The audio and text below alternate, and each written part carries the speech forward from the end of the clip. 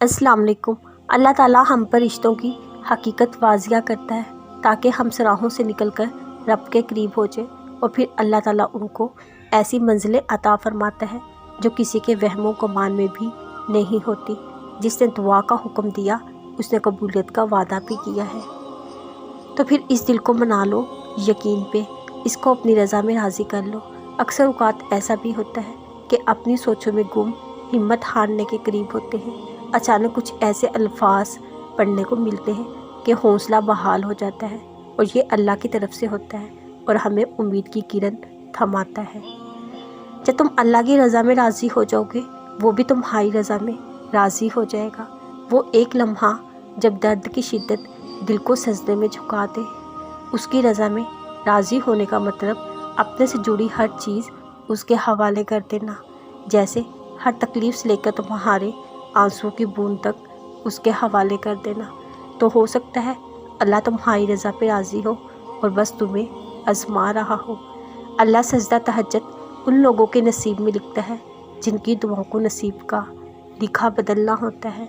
हर मामला अल्लाह पर छोड़कर आगे बढ़ जाओ, क्या पता अल्लाह की तरफ से तुम्हारे लिए यही मौजज़ा हो। और हर आस उम्मीद बस अल्लाह से लगा दे। नसीब के प्यारे होते वो जिन्हें अल्लाह ख़ुद अपनी तलब में लगा देता है। ज़िंदगी में अगर टूट भी जाए तो हिम्मत ना हारना, क्योंकि अल्लाह आपको पहले से ज़्यादा मजबूत कर देगा। देर लगेगी मगर सही होगा। तुम्हें जो चाहिए ना वही होगा। दिन बुरे हैं ज़िंदगी नहीं, सब्र रखो सब होगा। मुश्किलें हल हो जाया करती हैं, रास्ते निकल आते हैं। बस इंसान का यकीन मजबूत होना चाहिए।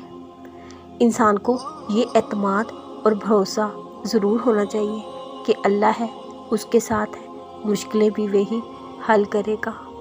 एक वही तो है जो तुमसे बेजार नहीं होता, जो ये जानता है तुम अपनी गर्ज के लिए उसको पुकार रहे हो। हमारा मुस्तकबिल हमारा हाल तय करता है। आज जो कुछ हम करेंगे उसके नताइज हमें अपनी मुस्तकबिल में नज़र आएंगे।